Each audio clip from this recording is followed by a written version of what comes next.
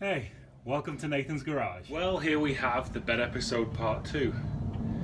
And I'm a little nervous filming because we have a lady with 2 kids who seems to be letting her kid piss on our sidewalk outside our house, which, don't know, I haven't got kids, so I guess that seems weird to me.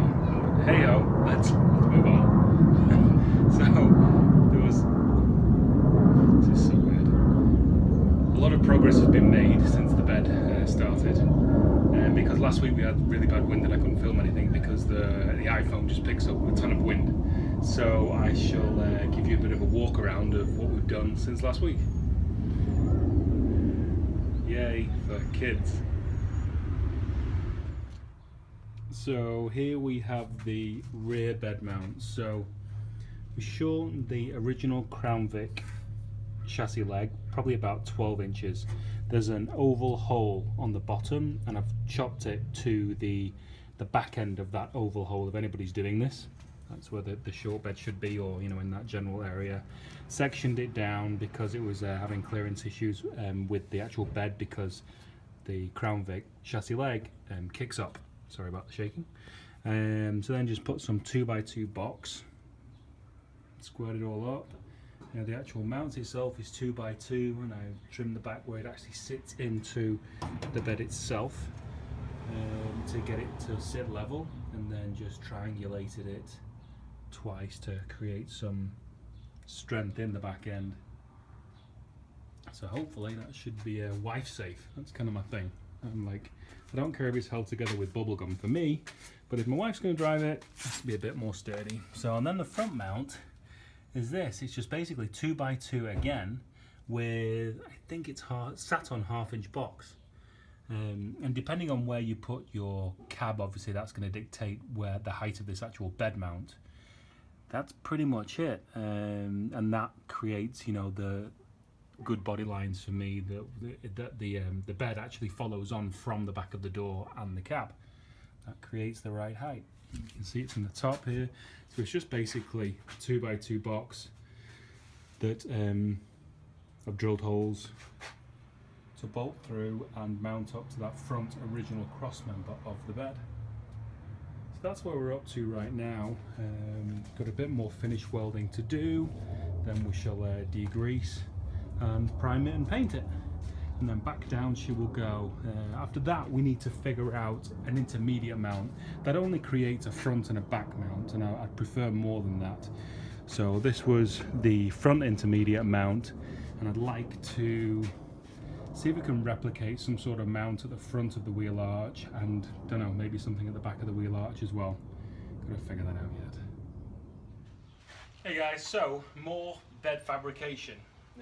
Had a couple of days off, got to admit, from the truck, and the brake has been nice, but we're back on it now. You've seen the front and the rear mounts, so I'm now just creating the 2 intermediate mounts that are in the middle of the bed. It had 4 mounts and I kind of want to keep it that way. It's not going to be carrying huge weight or anything like that like it used to, but it still seems like the right thing to do, while also creating a framework for me to build the wood bed on. I'm going to be raising everything up 3 inches. The original floor is going to raise up 3 inches, and then the hump in the middle won't seem so big. And then Mrs. Garage can throw bales of hay in for the horse, and it should work out pretty well. So bed fabrication it is. And there it is completed. You can see it's welded horizontally at the bottom and vertically to our new cross member here, which goes back to the original cross member. You can't really see the other side because I'm going to have to lift it up and paint it, but that gives you a basic idea of how the mount was made. Here's a bit of an anatomy of the rear mount. The reason why I'm doing this in such detail is this can stop me for days while my head batters itself thinking about how can something possibly work. So this is the intermediate rear mount. It's pretty close to the rear mount itself, this part, but it's as close as it's going to get. And I'm going to run some box section to this wheel well just to try and strengthen that up a little bit. So welded the 3x1 in up there as well. And then for the mounts, I'm going to be running off this triangulated piece that I put in off the original Crown Vic chassis. Just got some 2x2 box, capped it.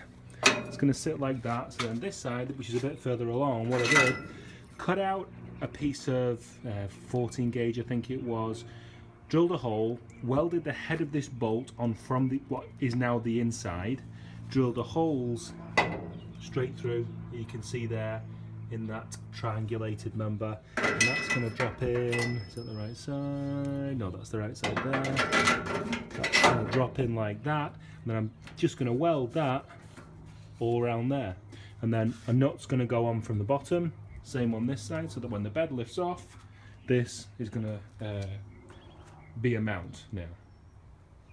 And progress continues. Time for a walk around. Made a little bit more bed progress, and now started on the seat, trying to make the truck seat fit the Crown Vic floor. This is where we're at with the bed right now. I've made the rearmost mounting point for the wood that's going to run forward out of 2x2, and it'll give me a wider surface to screw into. I also wanted a gap here so it doesn't create a water trap. So we'll see how that looks. That's probably going to get bed linered and have a textured finish. So yeah, we'll see how that looks when it's done. And the next thing we're on to today is putting the bench seat into the truck. Now, the truck floor was pretty flat, and the Crown Vic floor is very hump filled. So what I'm doing is I'm hacking up the runners off the Crown Vic seats, because this obviously follows the Crown Vic floor, and then the top part is relatively flat. And I pulled one off already, so as you can see, the bottom of it is very curved and the top of it is flat. So hopefully I'll be able to bolt those onto the floor, and then we'll see where we're at with mounting the truck runners onto the tops of those Crown Vic seat mounts. And voila, there they are. Kind of all finished up. So I thought the truck mounting part was fairly flat, but as you can see, it's kind of higher in the back, way higher in the back, like 2 inches higher in the back than at the front. So Crown Vic part and all the rest of it is all Nathan's Garage fantasticness. So yeah, I'm gonna bolt them up to the upside down truck bed over there right now, weld some captive nuts in, and then spray it in an appropriate colour, both of them. Here we go. Actually a pretty successful day, lots of little jobs done. So the front truck bench seat is now mounted and fixed, because it wouldn't move and it wouldn't lock into place. So that's all fixed, and it moves and locks into place and gives me more room than the Vic seats, so that's a good thing. The truck bed is lifted right now because I've got some bed liner on all the metalwork. So we'll leave that another few hours and then we'll be dropping that down. We've got the gas filler there. If you can see the shiny bit, it's where I pie cut the original filler tube, which was an absolute pig to weld. So that's just holding itself right now, but once I put the wood bed in, then that will get mounted properly. Ran the wiring, fuel cut-off solenoids there for now, but ran the wiring all down here, and then started pulling it out for the rear lamps. Now, I know, I hear what you say. Why did you take it apart again? Well, lots of painting has been going on, and also sorting out the wiring and all that kind of stuff. So today is the day when everything is going to be going back together. So let me give you a quick walk around. So as I say, threw lots of paint around. So the brackets and the supports for like battery tray, bumper brackets, all that kind of stuff. The support for the like airbox inner wing side of things all got bed linered. And then around here, so cleaned up all the windshield frame for when the seal arrives. That was full of some weird kind of gunk. I don't know what the hell that was.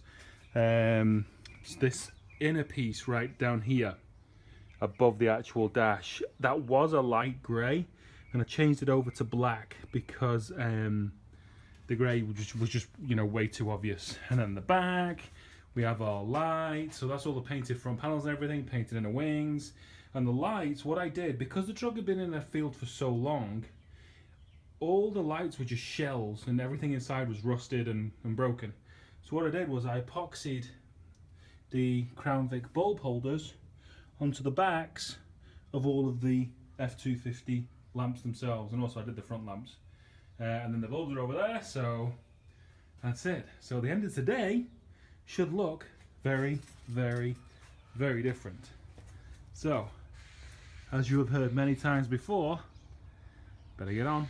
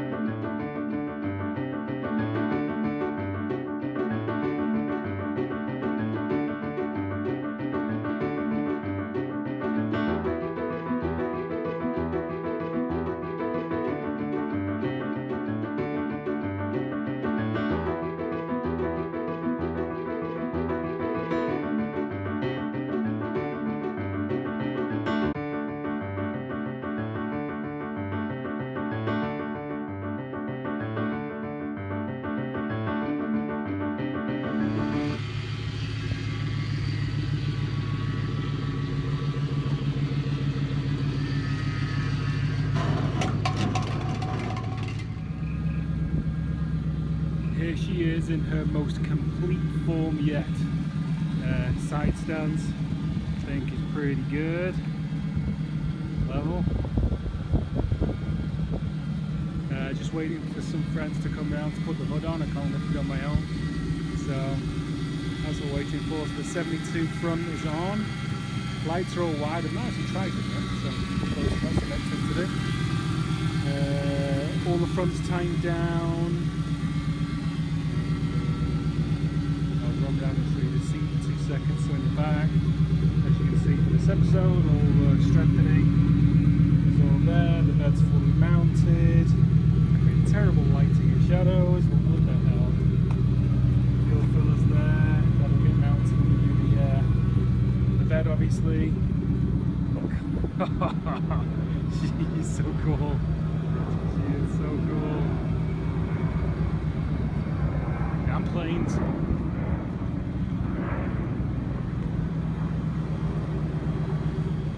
That's the 360. Well, there she is. That's the end of episode 7. Lots of little bits of jobs have been done, and she's definitely coming together. It's taken me 2 days to put this front end on, just with the bits of changes that needed from the 72 to the 69, and just loads of bits that, you know, just never really thought would take a lot of time, and did. I just drove it around a while and nailed it twice, and literally she went down the road with the ferocity of 1,000 wildebeest galloping across the plains, and just as noisy. So episode 8 will be fully finished. The wood floor may be on, but I think I'm going to be using it as a daily before that happens. But the hood will be on, the glass will be in, a few more structural bits I'm going to do underneath in the next couple of days. So yeah, all good things. So thanks for watching. Catch me on Facebook, Nathan's Garage, and Instagram, Nathan's Garage Official. See you next time.